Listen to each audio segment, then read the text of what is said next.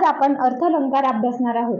अर्थालंकार म्हणजे जेथे वाक्यातील अर्थाला महत्त्व दिले जाते तेथे अर्थालंकार हा अलंकार होतो। अर्थालंकाराचे 4 उपप्रकार आहेत: साम्यावर आधारित, कार्यकारण भावनिष्ठित, विरोधाभास व अन्य अलंकार। साम्यावर आधारित अलंकार अभ्यासना अगोदर आपण उपमेय व उपमान समजून घेऊ। यासाठी एक सुंदर उदाहरण आहे, निर्मला पीटी उषा सारखी धावते। म्हणजेच निर्मला कोणासारखी धावते तर पीटी उषा सारखी। वाक्यात मान कोणाला दिला गेलाय? पीटी उषाला। वाक्यात ज्याला मान असतो तोच आपला उपमान असतो। आणि निर्मलाला पीटी उषा सारखं धावायचंय म्हणजेच निर्मला काय आहे तर उपमेय आहे। वाक्यात ज्याची तुलना केली जाते त्याला म्हणतात उपमेय व ज्याच्याशी तुलना केली जाते त्याला म्हणतात उपमान। लक्ष द्या विद्यार्थी मित्रांनो, वाक्यात ज्याची तुलना केली जाते त्याला म्हणतात उपमेय व ज्याच्याशी तुलना केली जाते त्याला म्हणतात उपमान। साम्यावर आधारितला पहिला प्रकार आहे उपमा अलंकार। निर्मला पीटी उषा सारखी धावते। आता निर्मला आणि पीटी उषा या दोन भिन्न व्यक्ती आहेत। निर्मलाला पीटी उषाची उपमा दिली गेली आहे आणि त्यांच्यातील जो समान गुण आहे तो दाखवण्यासाठी सारखा हा तुलनात्मक दर्शक शब्द वाक्यात वापरला गेलाय। म्हणून ज्या दोन व्यक्ती किंवा घटकांमधील समान गुणधर्म दाखवण्यासाठी सम, समान, सारखा, परी, परीस, जसा तसा असे काही शब्द तुलनात्मक दर्शक शब्द वापरले जातात तेथे उपमा हा अलंकार होतो। दुसरा प्रकार आहे उत्प्रेक्षा अलंकार। उत्प्रेक्षा अलंकार म्हणजेच उपमेय हे जणू उपमान आहे असे दाखवण्यासाठी जणू काय गम्य वाटे भासे असे शब्द वापरले जातात तेव्हा उत्प्रेक्षा हा अलंकार होतो। उदाहरणार्थ, हा आंबा जणू साखरच, म्हणजेच आंबा खात असताना तो जणू साखरच आहे असे वाटते, त्याची चव साखरेप्रमाणे लागते। अशाच प्रकारे जणू काय गम्य वाटे भासे असे शब्द ज्या वाक्यात येऊन उपमेय हे उपमान आहे असे दर्शवले जाते तेथे उत्प्रेक्षा हा अलंकार होतो। तिसरा आहे रूपक अलंकार। रूपक अलंकार म्हणजेच उपमेय व उपमान हे एकरूप आहे असे जेथे दर्शवले जाते तेथे रूपक हा अलंकार होतो। उदाहरणार्थ, देह देवाचे मंदिर, आता आत्मा परमेश्वर। म्हणजेच देह याला देवाच्या मंदिराचे रूप दिले गेले आहे व दुसऱ्या चरणामध्ये आत्मा याला परमेश्वराचे रूप दिले गेले आहे। म्हणजेच देह आणि देवाचे मंदिर हे एकरूप आहे व आत्मा आणि परमेश्वर हे एकरूप दाखवले गेले आहेत, म्हणून येथे रूपक हा अलंकार होतो। आता चौथा प्रकार आहे अपणहुंती। अपणहुंती म्हणजेच लपविणे। उपमेय लपवून ते उपमानच आहे असे जेथे दर्शवले जाते तेथे अपणहुंती हा अलंकार होतो। उदाहरणार्थ, न हे नयन पाकळ्या उमलल्या सरोजातील। म्हणजेच नयन नसून ते सरोजातील पाकळ्या म्हणजेच कमळाच्या पाकळ्याच उमलल्या आहे असं इथे सांगण्याचा प्रयत्न केला गेला आहे। तर अशा वेळी अपणहुंती हा अलंकार होतो।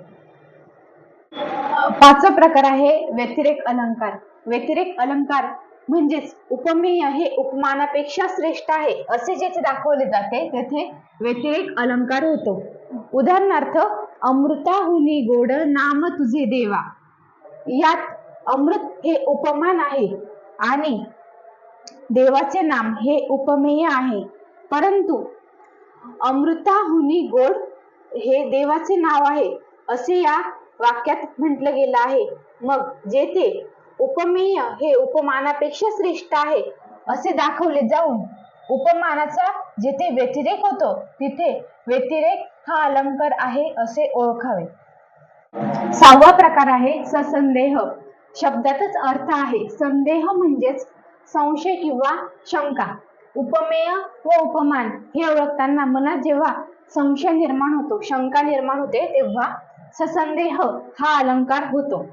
समजा मी अकॅडमीत जात आहे व रस्त्यात साप आहे, परंतु तो साप आहे की दोरखंड आहे हे मला नक्की करता येत नाही, म्हणजे माझ्या मनात तो संशय निर्माण झालेला आहे। समजा तो साप आहे, पण मग मी त्याला दोरखंड मानून पुढे गेले तर तो मला चावेल, आणि जर तो दोरखंड असेल परंतु मी साप मानून मागेच थांबले तर मग माझं काम देखील होणार नाही. म्हणजेच तो दोरखंड आहे की साप आहे असा संशय माझ्या मनात निर्माण होतोय आणि माझ्या शंकेचे निरसन देखील होत नाही आहे. तेव्हा अशा वेळी जेव्हा आपल्या शंकेचे निरसन होत नाही, आपला संदेह दूर होत नाही असे जेव्हा वाक्यातून स्पष्ट होते, तेव्हा ससंदेह हा अलंकार होतो. पुढचा प्रकार आहे भ्रांतिमान. भ्रांती म्हणजेच भ्रम. उपमेय हेच उपमान आहे असा भ्रम निर्माण होऊन उपमेयाला उपमान मानून आपण जी कृती करतो तेव्हा भ्रांतिमान हा अलंकार होतो. उदाहरणार्थ, पलाश पुष्प मानोनी शुकचंचू मध्ये आली, तोही जांभूळ मानोनी त्यास चोचीमध्ये धरी. या वाक्यात पक्षाने पलाश पुष्प म्हणजेच दगड आणि शुकचंचू म्हणजे चोच, चोचीमध्ये दगड धरलेला आहे, पण तो दगड जांभूळ आहे असा त्याच्या मनामध्ये भ्रम निर्माण झालेला आहे आणि तो दगड घेऊन घरट्याकडे चाललेला आहे. म्हणजेच यामध्ये पलाश पुष्प म्हणजे दगड हे काय आहे तर उपमेय आहे आणि जांभूळ हे आपलं उपमान आहे. उपमेयालाच उपमान मानून तशी कृती इथे केली जात आहे, त्यामुळे येथे भ्रांतिमान हा अलंकार होतो. पुढचा अलंकार आहे दृष्टांत अलंकार. एखादे विधान पटवून देताना आपण जेव्हा त्याला साजेसे एखादे उदाहरण देतो किंवा दाखला देतो तेव्हा दृष्टांत हा अलंकार होतो. उदाहरणार्थ, माझ्यासमोर एक लहान मुलगा आहे व तो म्हणत आहे की मला देखील मोठे व्हायचे आहे, तर मी त्याला सांगेन की हे तुझे लहानपण अतिशय छान आहे, ते तू एन्जॉय कर, त्याचा तू आनंद लुट. परंतु जर मोठे झाला तर तेव्हा खूप यातना सहन कराव्या लागतात. हे पटवून देताना त्याला साजेसं एक मी उदाहरण सांगेल, ते म्हणजेच लहानपण देगा देवा मुंगी साखरेचा रवा, ऐरावत रत्न थोर त्यासी अंकुशाचा मार. मुंगी ही अतिशय लहान आहे परंतु ती साखर खाऊन आनंदी आहे, पण मात्र ऐरावत रत्न हे इंद्राचे रत्न आहे, त्याला मान आहे, तो मुंगीहून काही पटीने मोठा आहे, परंतु त्याला अंकुशाचा मार सहन करावा लागतो, यातना सहन कराव्या लागतात. तर अशाच प्रकारे आपण एखादे विधान पटवून देताना जेव्हा त्याला साजेसं उदाहरण सांगतो किंवा दाखला देतो तेव्हा दृष्टांत हा अलंकार होतो. पुढचा आहे अनन्वय. अनन्वय म्हणजे अन्य दुसरा कोणीही नाही.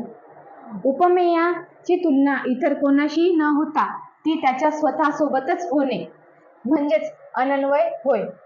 यासाठी एक उदाहरण आहे, आईसारखी आईच. आईची तुलना इतर कोणाशीही होऊ शकत नाही, त्यामुळे जेथे उपमेयाची तुलना इतर कोणाशीही न होता ती फक्त त्याच्या स्वतःशीच होते, तेथे अनन्वय हा अलंकार होतो. पुढचा आहे अर्थांतरन्यास. जेथे विधान तेच असते, वाक्य तेच असते, अर्थ देखील तोच असतो, परंतु ते सांगण्याची पद्धत वेगळी असते, तेथे अर्थांतरन्यास हा अलंकार होतो. त्याची व्याख्या अशी आहे की सामान्य विधानावरून विशेष उदाहरण किंवा विशेष विधान पटवून देताना सामान्य उदाहरण हे सांगितले जाते, तेथे अर्थांतरन्यास हा अलंकार होतो. माझ्यावर एखादे संकट ओढावले आहे तर तेव्हा मी स्पष्ट शब्दात असं बोलणार नाही की संकट आलं तर मग कोण आपल्या सोबत राहणार आहे, असं मी सरळ वाक्यात बोलणार नाही. तर त्या जागी मी असं बोलेल की कठीण समय येता कोण कामास येतो.